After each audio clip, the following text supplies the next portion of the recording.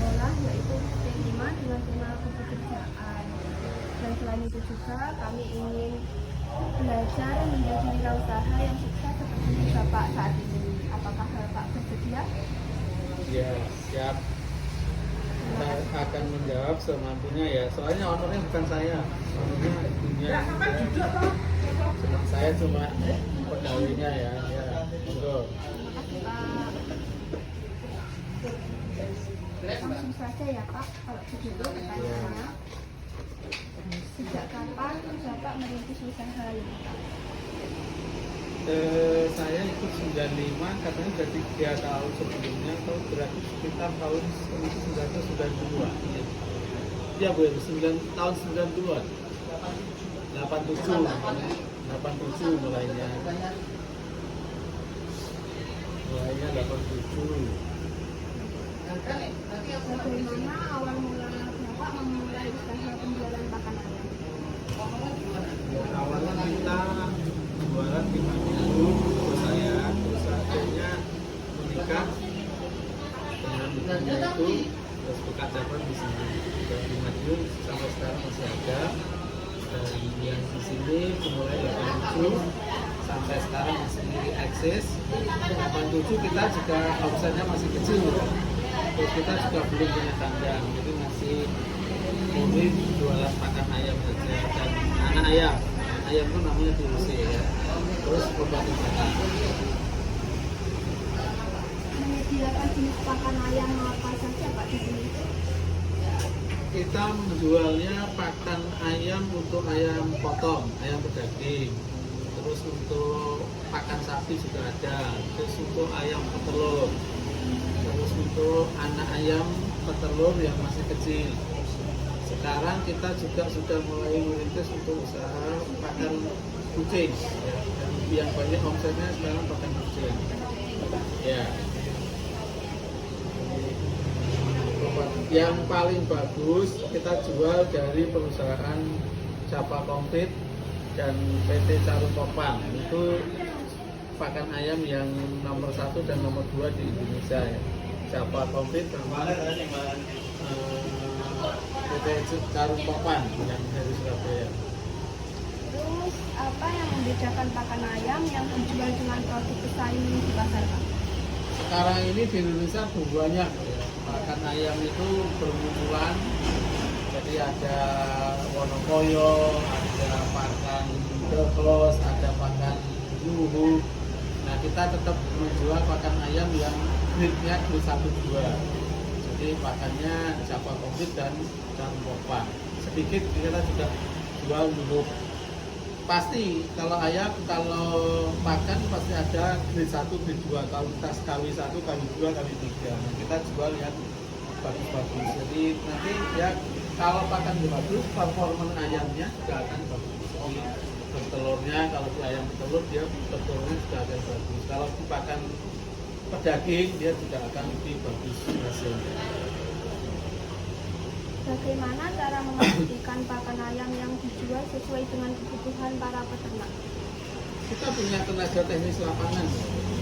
Kita punya anak-anak sarjana peternakan, ada rekanan-rekanan dari obat, dari pakan. Ya kita kan kebutuhan di bawahnya kita kan pasti tahu pakan yang mana. Kan kita juga kontrol setiap hari petugas lapangan kita ke lapangan. Mereka akan mengontrol performa ayam gimana, dikasih pakan ini telurnya gimana, dikasih pakan ini dagingnya gimana. Jadi kita akan ada pasca penjualan itu kita monitoring terus. Jadi, karena kompetisi makin ketat, kita harus punya petugas lapangan yang akan memantau ya. Bagaimana Pak cara memasarkan produk pakan ayam, telur ayam, dan obat-obatan ayam kepada pelanggan? Secara mekanisme pasar sudah terbentuk, jadi mereka akan datang toko saya ini sampai lihat dan tokonya cukup ramai. Terus juga ada petugas lapangan yang ke bawah, jadi kita mendatangi peternak di desa-desa gitu, kita pasarkan, kita tawarkan, dan dia juga membimbing secara teknis. Jadi kalau dia kalau butuhnya pakannya apa ya kita sediakan. Kalau dia ada kesulitan apa nanti kita bimbing dia, kita konsultasi, ada dokter hewan dari rekanan-rekanan dari pakan maupun dari peternak. Kita pastikan, kita pasti yang namanya marketing kan juga harus ada yang di bawah. Memasarkan itu ke bawah. Kita ke peternak langsung dan kita juga banyak punya subagen. Jadi mereka yang di desa, saya di Gunung itu kita punya subagen. Di Balong kita punya subagen. Jadi orang-orang yang beternak juga menjual pakan ngambil dari sini. Ambil dari sini Iya. ya Pak. Lanjut ya Pak, pertanyaannya. Iya.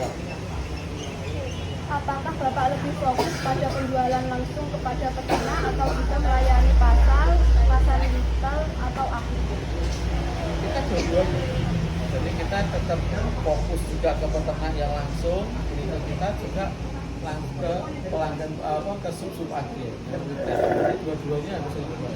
Karena kita nggak mungkin seluruh Ponorogo, apalagi kita sudah sampai Purwantoro, sampai Pacitan kalau tidak punya sub akhir atau yang dia retail kan, itu tetap ada, nggak bisa kita. Jadi, kita harus punya sub agen banyak dan kita juga buka toko cabang. Kita ada toko cabang 3 di Jetis, ada cabang di Damuka, di Ponorogo, terus di Jalan Urip Sukoharjo, terus satunya di Selau, istilahnya pasar Selau. Jadi kita punya tiga agen tiga cabang. Hati-hatian, terus manajemen keuangan yang bagus. Jadi kita itu untuk mengurangi resiko supaya resiko kita di jalan kita tidak terlalu untuk segi keuangan ya, untuk segi keuangan kita tidak terlalu meminjamkan ke peternak. Jadi kita lebih melayani cash ya. Tapi kalau untuk mengurangi risiko di lapangan ya kita harus punya tenaga ahli, tenaga teknis di lapangan. Jadi peternak-peternak kita bimbing, kita mitigasi supaya mereka apa problemnya sehingga mereka peternak tidak rugi sehingga tidak punya utang ke kita. Jadi kalau di segi manajemen di toko ya kita harus hati-hati mengeluarkan barang. Kita lebih melayani cash. Kalau tidak pelanggan yang istilahnya loyalitasnya bagus kita nggak kasih. Kalau dari segi mengurangi risiko di ternak kita kan punya kandang sendiri. Kita harus punya tenaga ahli yang menangani supaya ayamnya tidak terjadi masalah, tidak kena virus, tidak sakit. Peternak-peternak kita juga kita bimbing. Jadi pelanggan kita ini kalau 200 lebih. Kalau nggak punya tenaga teknisnya, dokter hewan dan peraturan peternakan, ya risikonya terlalu besar.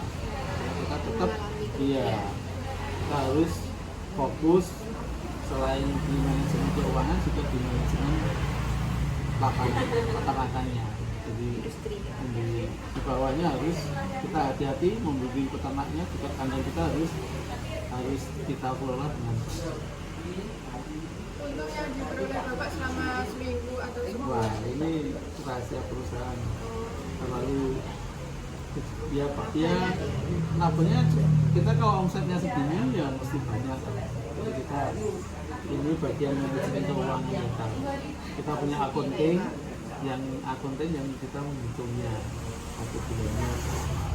Untuk perusahaan segini ya pasti kita kan omsetnya kan satu bulan bisa 2-3 miliar. Bulan ya Bu? Iya kan harga pakan ayam itu kan mahal. Satu karung itu 400.000, 500.000. Perputarannya kan cukup tinggi. Jadi untuk laba dan nilainya kita bisa. Karena itu bagian accounting yang menjelaskan.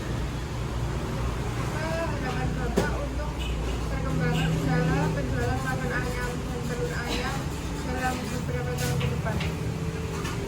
Ya harapannya karena kompetisi juga makin ketat dan kompetitor kita makin banyak ya kita siap bersaing dan harapannya kita tetap tumbuh. Kalau di dalam teorinya kan setiap perusahaan setiap tahun kan harus tumbuh kan, dalam targetnya harus naik. Dan dengan adanya program makan bergizi NGB, makan gizi makan gratis, ya harapannya telur kita bisa terserap, ya kan? Jadi telur kita bisa diambil untuk program itu sehingga perkembangannya akan semakin bagus, jadi pasarnya makin jelas. Nah, nanti ayam kita bisa berkembang lebih banyak. Kalau sekarang peternak ada yang punya 1.000, mudah-mudahan dengan program makan bergizi gratis itu peternak di desa bisa sampai 2.000, 3.000 sehingga Anak kecil itu ya Pak? iya, omset kita nanti akan bertambah. Nah, jelas dengan program itu telur kita harapan kita itu juga dipakai. Mereka tidak beli dari luar daerah atau impor. Harapan kita seperti itu ya. Ya sudah Pak, terima kasih banyak atas waktu dan kesediaan Bapak untuk berbagi pengalaman serta wawasan yang sangat berharga tentang perjalanan bisnis Bapak. Kami sangat mengapresiasi setiap pengalaman yang telah Bapak berikan, dan kami yakin ini akan memberikan banyak inspirasi dan motivasi bagi kami dan para penonton kami. Terima kasih atas perhatiannya. Kurang lebihnya saya mewakili Toko Dinamika, mohon maaf ya. Semoga sukses di sekolahnya, tetap lulus dan bisa berwirausaha ya. Akan bisa menjadi jadi jejak Bapak saat ini. Oke, terima kasih. Selamat pagi. Salam untuk semuanya ya. Semoga bisnis Bapak semakin berkembang pesat dan